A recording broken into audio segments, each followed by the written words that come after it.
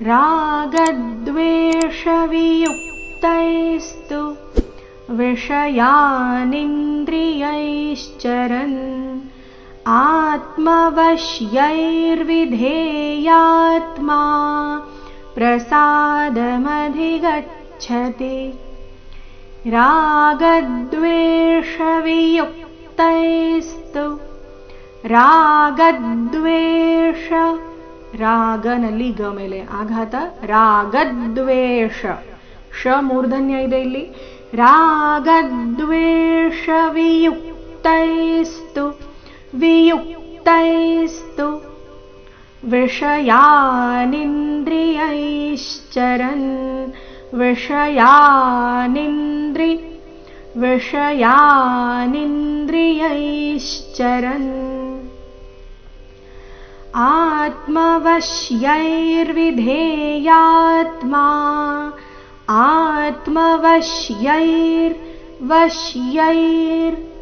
ವಶ್ಯೈ ನಂತರ ಅರ್ಧರಕಾರ ಆತ್ಮವಶ್ಯೈರ್ವಿಧೇಯಾತ್ಮಾ ವಿಧೇಯಾತ್ಮಾ ಪ್ರಸಾದಮಧಿಗಚ್ಚತಿ ಪ್ರಸಾದಮಧಿಗಚ್ಚತಿ. ಈ ಚರಣದಲ್ಲಿ ಗಮನಿಸಿ, ಸಾ ಒಂದೇ ಒಂದು ಅಕ್ಷರ ದೀರ್ಘ, ಮಿಕ್ಕಿದೆಲ್ಲ ಅಕ್ಷರಗಳು ರಸ್ವ.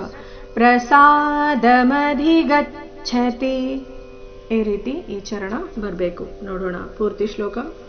ಈಗ ಈ ಶ್ಲೋಕ ಮೂಲಗೀತೆ ಪ್ರಕಾರ ಹೇಳಬೇಕಾದ್ರೆ ಮೊದಲನೇ ಎರಡನೇ ಚರಣದಲ್ಲಿ ಏನು ವ್ಯತ್ಯಾಸ ಆಗಲ್ಲ. ಮೂರನೇ ನಾಲ್ಕನೇ ಚರಣದಲ್ಲಿ ನೋಡಿ, ಮೂರನೇ ಚರಣ ಎಂಡ್ ಆಗ್ತಾ ಇದೆ ವಿಧೇಯಾತ್ಮಾ ಮಾ ಮೇಲೆ ಕೊನೆಗೊಳ್ತಾ ಇದೆ. ನಾಲ್ಕನೇ ಚರಣ ಪ್ರಸಾದ ಪ್ರ ಸಂಯುಕ್ತ ಅಕ್ಷರದೊಂದಿಗೆ ಪ್ರಾರಂಭ ಆಗ್ತಾ ಇದೆ. ಈಗ ಮೂರನೇ ನಾಲ್ಕನೇ ಚರಣ ಒಟ್ಟಿಗೆ ಹೇಳಬೇಕಾದ್ರೆ ವಿಧೇಯಾತ್ಮ ನಲ್ಲಿನ ಮಾ ಮೇಲೆ ಆಘಾತ ಬರಬೇಕು. ಯಾವ ರೀತಿ?